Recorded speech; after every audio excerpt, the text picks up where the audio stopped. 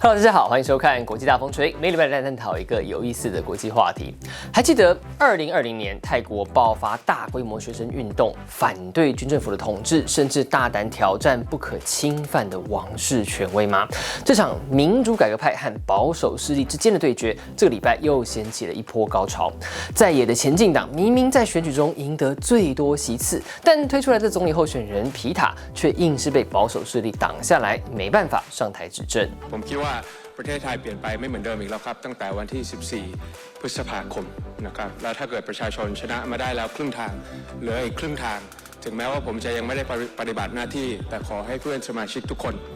ช่วยกันดูแลประชาชนต่อไปครับขอบคุณมากครับท่านประธานครับ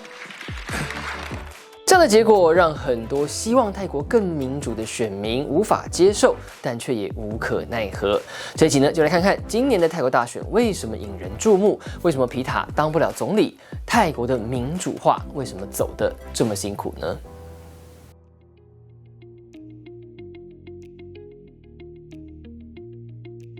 改革派和保守派的对抗至少要从2014年说起。那年泰国发生军事政变，军方强行接管民选政府，解散国会，实施独裁统治，一直到了2019年底才举行政变后的第一次大选。当时呢，新成立的未来前进党以军方还政于民、回归真正的民主为诉求，赢得大量的年轻选民支持，一举成为国会第3大党。没想到隔年，未来前进党就被宪法法庭裁定违法，勒令解散，成为过去13年来第4个被解散的反对派政党。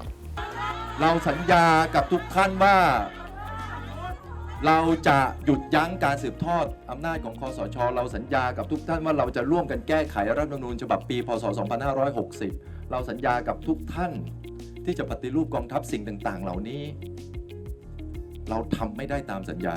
未来前进党600多万张选票所代表的民意就这样被判定无效，顿时引发了广大反弹。从2020年爆发大规模抗议，提出军方总理帕拉育下台、修订军人主导制定的宪法以及王室改革等3大诉求。但不仅诉求被拒绝，更遭到强力镇压。在相关人士接连被逮捕起诉的寒蝉效应之下，示威潮逐渐消退，转为零星的抗议活动。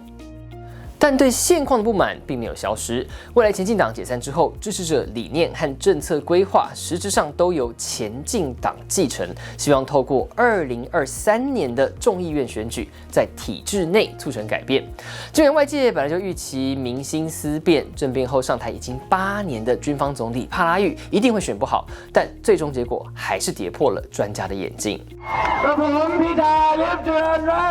แคนดิเดตนายกรัฐมนตรีคนต่อไปของประเทศไทย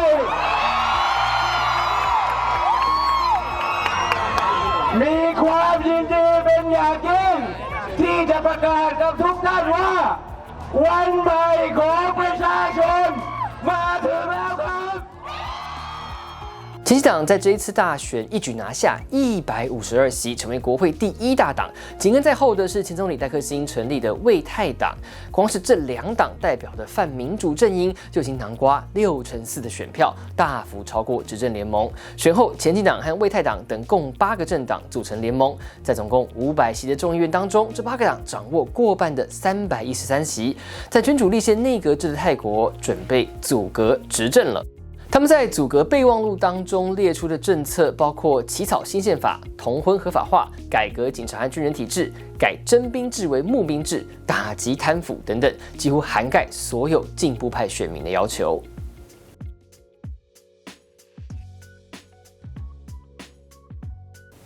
理论上，由第1大党所主导的联合政府，当然是由党魁皮塔出任总理。问题是，泰国的制度实在太特别了，暗藏保护军方势力的条款，所以从一开始，皮塔能不能当总理就不是必然。The chance is undetermined. It's hard to say. It should not be. This is a party leading a coalition, and they've won the elections. In most other countries, they would be in office by now. 原来现行的2017年版泰国宪法规定，总理必须由参众两院共同表决。换句话说，必须在总共750席当中，至少获得过半的376席支持。然而，参议院议员并不是民选的，是由军方成立的委员会指定。这样一来，假设军方全力杯葛，任何反对派总理人选都得掌握众议院75%的席次，才能够保证过关。而前进党联盟只拿到64%，除非参议院有人跑票，否则几乎笃定落选。It all depends on how far the royalist conservative establishment want to go after Pitha and prevent a democratic outcome. If they want to go that far, the cost for them this time is the highest we've seen. 那么军方会跟上千万的民意对干吗？答案是肯定的。7月13号，国会两院针对总理人选表决，尽管皮塔是唯一的人选，却在705张有效票当中只拿到324票支持，没能过半。19号本来还要举行第二次投票，但这一次就有议员质疑同一个人是否可以2度提名为总理。那针对这个程序问题的表决结果，由于有过半议员反对，皮塔当场就失去总理的提名资格。同一天，因为有人检举皮塔身为议员却违法持有媒体公司股份，宪法法庭宣布暂停皮塔的议员资格，直到判决出炉。尽管泰国总理候选人不必具有议员身份，但皮塔表示他尊重宪法法庭的决定。皮塔宛如被全面封杀的结果，引发支持者不满，分别到宪法法庭和曼谷民主纪念碑前抗议。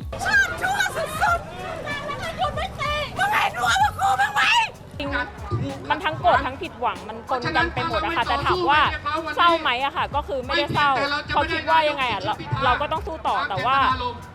มันจะเป็นการสู้ต่อแบบที่เต็มไปด้วยความโกรธมากขึ้นถ้าคุณต้องการบรรยากาศแบบปี63ให้มันกลับมาอีกอะค่ะก็ถือว่าวันนี้ค่ะคุณเลือกแล้วเพราะว่าเจ้าของประเทศนี้ค่ะคือประชาชนและยังไงประชาชนก็จะไม่ยอมค่ะ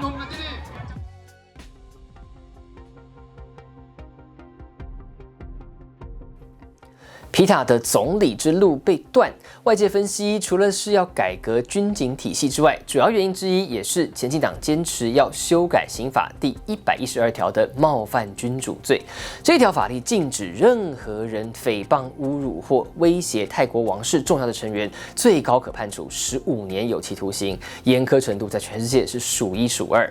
反对派认为，所谓侮辱的定义很模糊，导致这条法规被当成打压异议人士的工具。从实际案例来看，光是2020年爆发示威潮以来的1年半之内，就有超过200人被依法起诉。2021年甚至有1个人被判43年徒刑的案例，所以应该要废除或至少大幅修改。It will inevitably highlight all those anxieties and worries that many Thais have about the institution and its role within democracy in Thailand. 修改冒犯君主罪是前进党最重要的竞选承诺之一，但联盟中其他政党担心这样等于重创王室地位，踩到保守势力的红线，因此一直劝皮塔在这点上妥协，但他却始终不愿让步。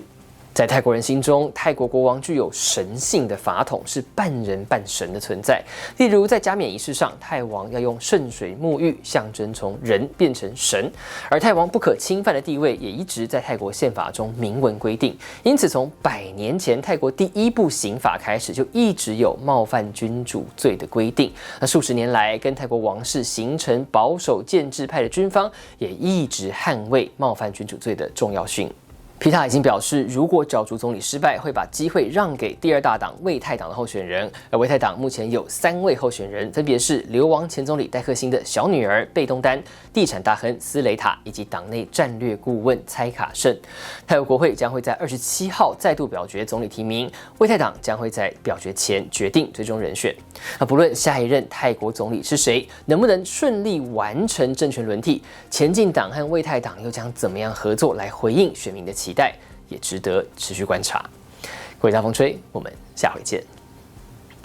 不论在什么领域、什么议题上，大家都对现况有满意跟不满意的地方，但很少有人真正卷起袖子，用行动来促成改变。那关键评论网呢，每年都会举办的重点活动“未来大人物”，就是希望寻找35岁以下正在以实际行动发挥影响力的年轻人。那曾经入选过的未来大人物，包括想要从基层来改变民主、全台湾最年轻的里长，透过表演艺术和公益活动接触中辍青少年的剧团，还有提供偏乡小朋友阅读学习空间的教育事业等等。他们可能没有出名，也没有赚大钱，但我们认为这也是一种成功。如果你自己就是，或你身边有这样的年轻人，即日起到7月31号，赶快点开影片资讯栏的连结报名来推荐。未来大人物把成功的定义还给每一个人。那影片最后呢，要感谢所有付费支持我们的频道会员，尤其是每一位干爹干妈等级的会员，每个月1杯咖啡的钱就可以赞助我们做出好内容，希望大家可以考虑一下。那如果呢你喜欢今天的影片，也请按赞影片、订阅频道、开启小铃铛，这有所通知，就不会错过我们的最新内容喽。